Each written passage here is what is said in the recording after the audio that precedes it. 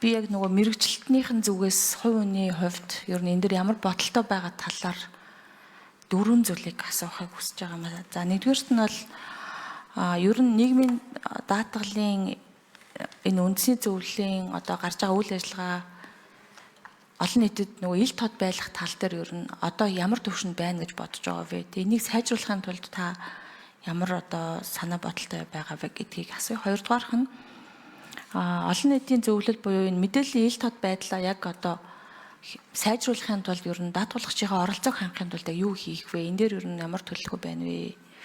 Бодож байгаа зүйлийг хуваалцаач. За гурав дахь нь онцлмоор байгаа нь ер нь одоо хөгжлийн бэрхшээлтэй иргэнд зориулсан тэтгэмж нийгмийн одоо даатгалын сангаас олгох маш олон үйлчлэгчнүүд байгаа боловч зарим нь бол байндаа тусаагүй, зарим нь хүндээ хүрдэггүй, заримын тухай иргэдэн өөрсдөө мэдэж авч чадахгүй байгаа олон асуудлууд байна.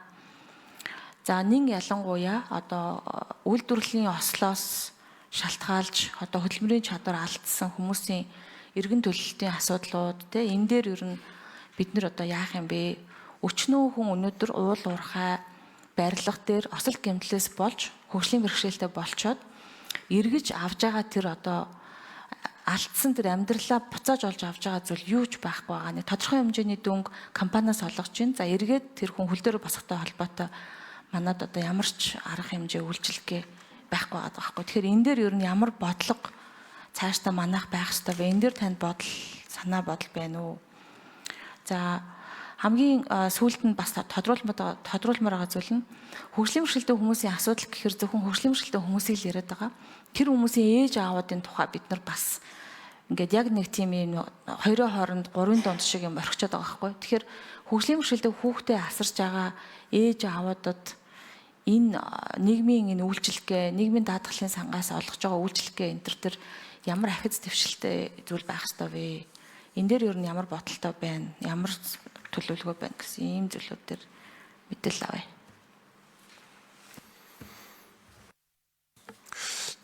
За Сарамжуулан гишүүний асуултанд нэр дэвшигч Батцорыг хариулна. 4 номерын микрофон.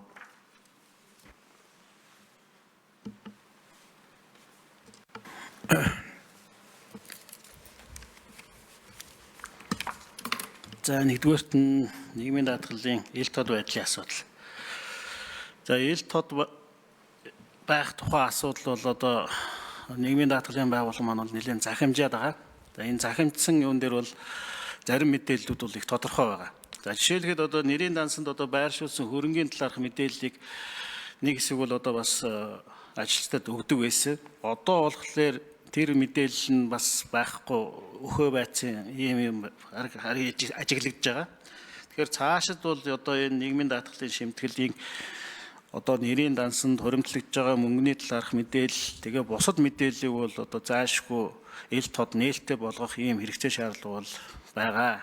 Тэгэхээр энэ тал дээр бол одоо нийгмийн даатгалын байгууллага ч гэсэн цаашдаа анхаарч ажиллана гэдэг зүйлийг бол одоо энэ хэвлэл мэдээлэл олон нийтийн хэрэгслэр бол ярьж илээ. Тэгэхээр энэ байдлыг бол би бас дэмжиж ил тод болгох талд нь бол нэлээд анхаарал хандуулж ажиллана. За хөгжлийн бэрхшээлтэй иргэдийн тэтгэмж. За энэ хөгжлийн бэрхшээлтэй иргэдтэй холбоотой асуудал бол ерөөсөө бүх наснд нь энэ бол хамаатай асуудал байдаг юм байлээ.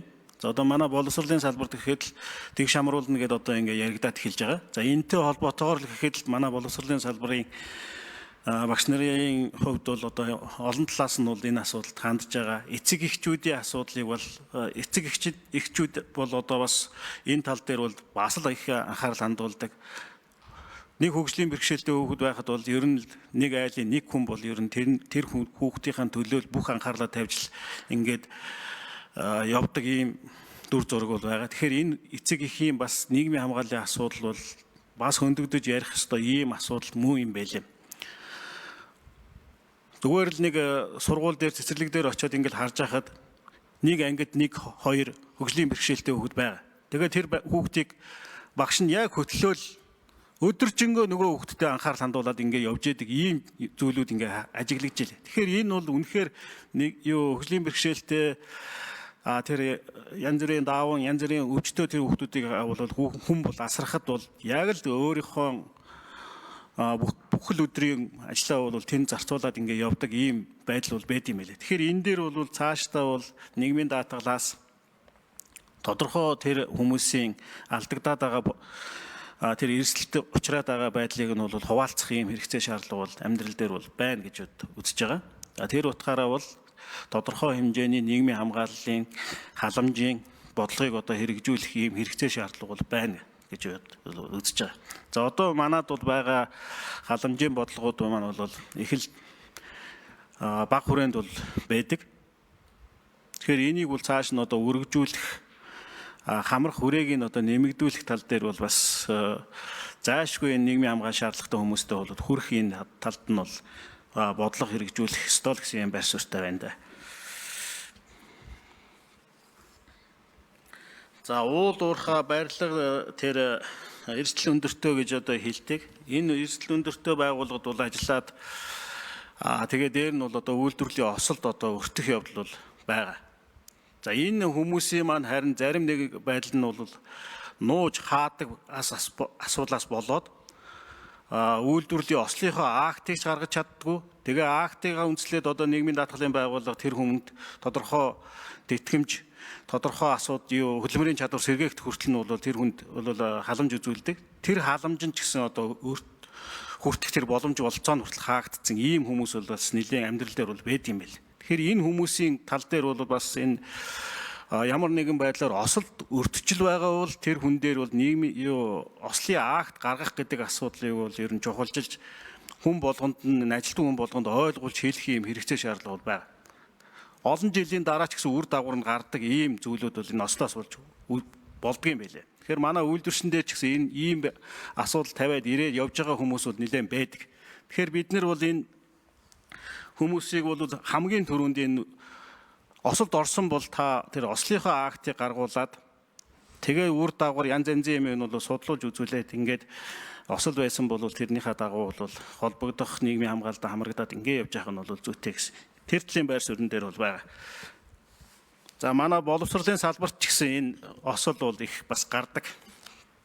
Тэг гараад бол зарим нэг одоо манай эрсдэл гайгүй гэдэг утгаар нь актын гаргаж өгөхгүй байдал бол бас гараад идэв. Тэгэхээр яг энийг энэ дээр бол нийгмийн даатгалын байгууллага ч гэсэн хуулиа сайн сурчилж тэр хүмүүсийн ойлголтыг сайжруулж энэ нийгмийн даатгалд хамрагдах тэгээ дээр нь одоо энэ нийгмийн даатгалаас ийм боломж одоо болцоо байдаг гэдгийг нь сайн ойлгуулж хэлж ярих энэ ажил бол бас их учир дутагдaltaй байгаа. Тэгэхээр энэ тал дээр бол хууль сурчлах тал дээр бол анхаарал хандуулж ажиллах ёстой гэсэн юм байр суурьтай байна.